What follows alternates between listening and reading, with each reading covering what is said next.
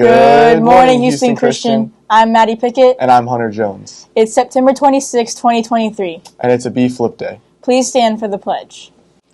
I pledge allegiance to the flag of the United States of America and to the republic for which it stands, one nation, under God, indivisible, with liberty and justice for all.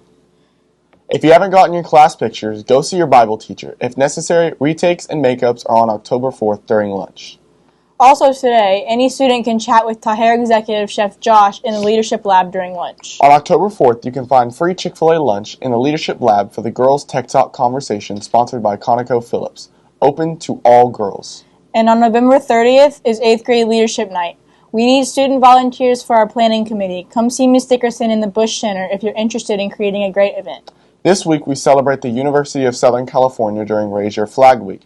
At our spring gala and AMP auction, HC parents Tony and Kay Seeliger purchased the right to have the USC flag flown for the week. You'll notice the USC flag flying high over the football field. As we continue to celebrate Raise Your Flag for the University of Southern California, we thought we'd share some information from USC. The University of Southern California, founded in 1880, is one of the world's leading private research institutions and Southern California's oldest independent teaching and research university. A unique strength of USC is its integration of liberal and professional learning. Students are encouraged to develop by pursuing academic minors that are far from their chosen majors. Truly a global institution, USC consistently enrolls more international students than any other United States university. One more announcement is that today during lunch you can come visit the Staying Tech Robotics program at the Founders Tree for a chance to win. Hey, Maddie, what's for lunch? For today's lunch in the Classic Cafe, you can find barbecue chicken drumsticks. In the All-American Grill, per usual, you can find chicken tenders. And finally, in the parlor section, you can find a taco bar. And now to the I hope you're doing well today. We're going to continue looking at spiritual maturity from Philippians 3. What we've already seen is Paul wants us to forget what's behind, to pursue the prize, which is Jesus, and to obey up to the level of what we know, and obviously constantly be learning more about God. Let's see what else he says today. In verse 17, it says, "Join in imitating me, brothers and sisters, and pay careful attention to those who live according to the example you have in us. For I have often told you, and now say again with tears, that many live as enemies of the cross of Christ. Their end is destruction, their God is their stomach, their glory is in their shame, and they are focused on earthly things." So, in thinking about spiritual maturity, I think this is a really big one. And what Paul's saying here to the Philippians is, choose mentors that love God, right? There's obviously no perfect people for you to mentor you. There aren't. But there are people that are better than others to do so. So what are we looking for in a mentor?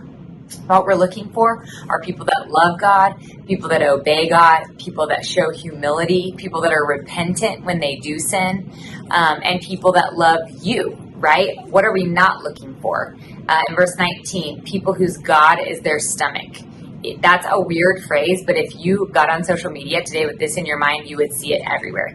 These are people who are driven by their desires, no matter what they are, right? They have decided that they are going to give in to their desires all the time. Their God is their stomach. Their glory is their shame. They are focused on earthly things, and we want to be focused on heavenly things. One thing that's really interesting about spiritual growth, there's been a lot of studies done on this, and one thing that impacts spiritual growth is intergenerational relationships, meaning, do you know a lot of people who are older than you that are walking with Christ? Do you have a relationship with them? Do you get wisdom from them? So that's a step we can all take today, no matter what stage of life we're in, right? And I think it's interesting that God set things up this way, because where do we find these relationships? We find them in the church. But you have to pursue them, and you have to be engaged in them. But that's a great step you can take if you're looking to gain some spiritual maturity. Hope this encourages you. Have a great day. And now to birthdays.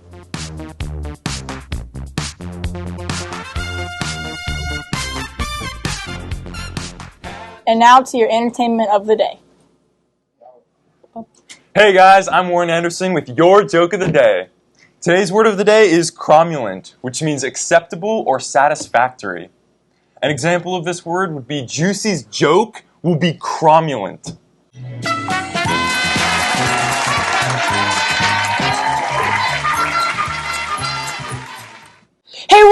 you guys? It's your boy Juicy with your joke today. So, the other day I met this guy, okay, and he came up to me and was like, Juicy, I can triple the number of girls I've dated in just 1 week.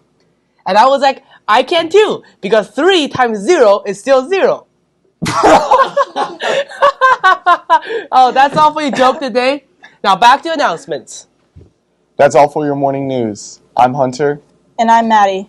Have a great day. God bless. And Sangam.